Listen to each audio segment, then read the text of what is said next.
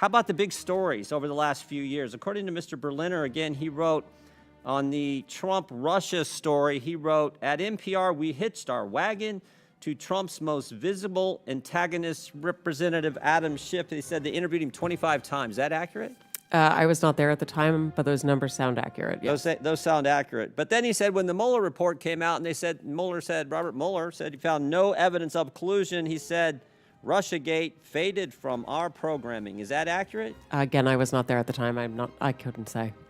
You couldn't say? I was not at NPR at the time. You didn't prepare for that? You knew we were going to ask you about this guy, didn't you? It's come up like 6,000 times already in the hearing. I just couldn't say whether it faded from our coverage, sir. How about this story? October 2020, the New York Post had the Hunter Biden laptop story, and one of those editors, I guess one of those 87 Democrat editors, said this: we don't want to waste our time on stories that are not really stories. We don't want to waste the listeners' and readers' times on stories that are just pure distractions. Was that a pure distraction story? Our current editorial leadership believes that that was a mistake, as do I. Yeah, the whole country knows that was a mistake.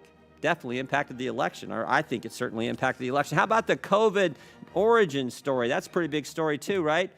Mr. Berliner said, we became fervent members of the team Natural Origin, even declaring that the lab leak was debunked by scientists. Turns out, though, the lab leak is what most people think actually caused the COVID virus. Sorry, is there a question there? There is. You guys were 0 for 3 on the three of the biggest stories in the last 5 years. You guys were 0 for 3, and yet you maintain that NPR is not biased?